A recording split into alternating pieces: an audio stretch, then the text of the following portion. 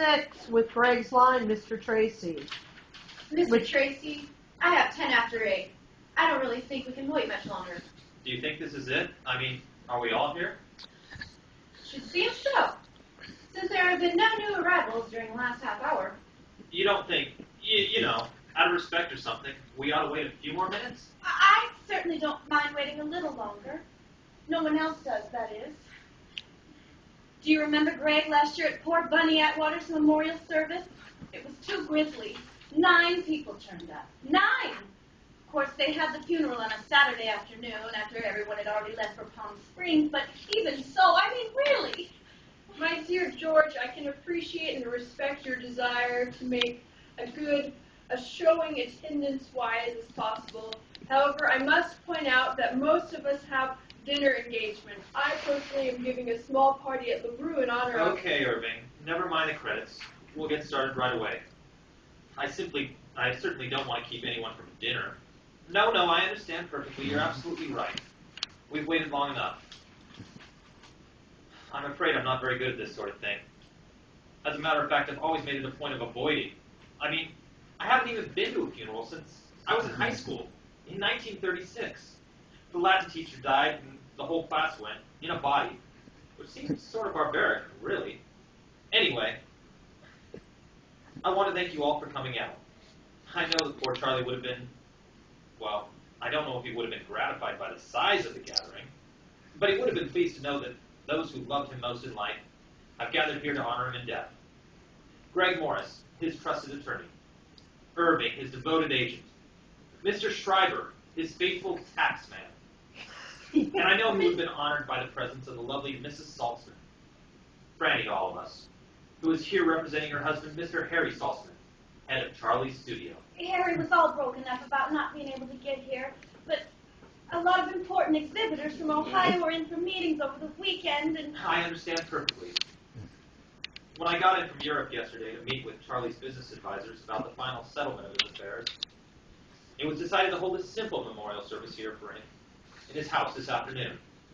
The plan was simply for some of his friends to meet briefly and have a drink, and it was suggested that I speak a few words of farewell to our friend and our client, or whatever he was to each of us. This afternoon I sat for an hour or so at Charlie's typewriter, trying to compose a few suitable remarks. It was not an easy task. The rather ghastly circumstances of his actual demise make it, well, extremely difficult to think of anything to say about the poor son of a bitch. I beg your pardon. I know how difficult this must be for you, and I certainly do excuse the French. To borrow a phrase from Shakespeare, the evil that men do lives after them. The good is often interred with their bones. I think that's right. Unfortunately, Charlie's library doesn't seem to include any Shakespeare, so I quote from memory. In any case, I decided this afternoon to mention only the good things about our departed friend. And to that end, I've compiled a list of, well, things to mention. First and foremost, of course, there was his still and now tragically never to be, fulfilled literary promise. I don't think any of us can forget his wonderful zest for life and good living. His superior knowledge of wines. I know that doesn't sound important. I guess it isn't. And then, of course, there was his superb backhand. We all remember at one time or another seeing Charlie in action on tennis courts. I remember in particular one afternoon, there was, as a matter of fact, a $1,000 bet on the match. And Charlie and Segura beat. But as Charlie himself used to say, it's not who wins that counts, it's how much you win. Then, too, there was his fearlessness on the ski slopes. We all recall, at least by hearsay, his gallant attempt to set his own leg, which later, fortunately, turned out to be only a minor sprain. Which, of course, in no way diminishes his... And finally, I should like to say a word about his value to the hostesses of the community. As an extra man. And that, in itself, as I'm sure Franny here would be the first to tell you, is no small thing. The number of presentable, unattached extra men who are available on relatively short notice, being rather limited to say the least. Oh, the hell with it. Charlie was Charlie. What else can I tell you? Some of us loved him, some of us hated him, Some of us loved him and hated them both. Anyway, he's gone. And he went, to paraphrase Mr. Elliot, not with a whimper, but with a bang. As I stopped to think of it, it's a rather unfortunate way of putting it. Well, I guess that's it.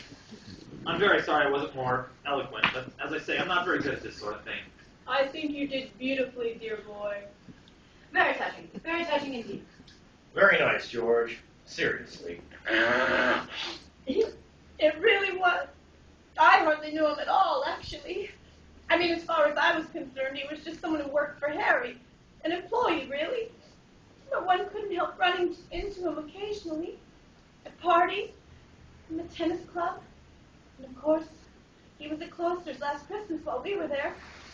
As I say, I hardly knew him. But he always seemed so wonderfully vital and alive and...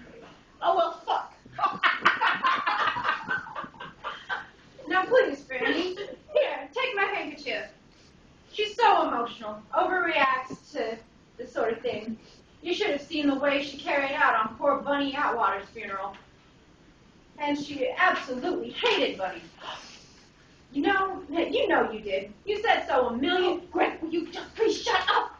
Knowing Charlie as I did, I think would have derived a certain ironic pleasure from the knowledge that he died owing the tax department over $75,000 in back taxes, penalties, and interest for calendar years 1957, 58, and 59, which I fear they will now have some difficulty collecting. A small thing, but I know it would have pleased him. Sorry to hear about it, George. Thanks for coming out.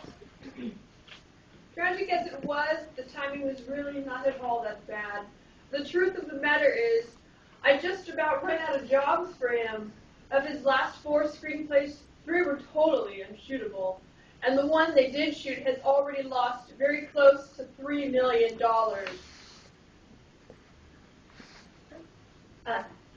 I must, unhappily, concur with Irving on the matter of timing. Frankly, Mr. Tracy, his legal affairs were left in an appalling tangle. I'm delighted that you are here to go over them with me. This is neither the time nor the place to discuss such things, but if you could drop by my office tomorrow, perhaps around noon. Sure. That's what I'm here for. Excellent. I shall see you then. Goodbye. Goodbye. My dear boy, may I give you a lift back to town? No, thanks. I have a car. Anyway, I'm going to stick around for a while. Start going through his papers. My God, wasn't it an awful thing, though? Mark, I'm going to stop you.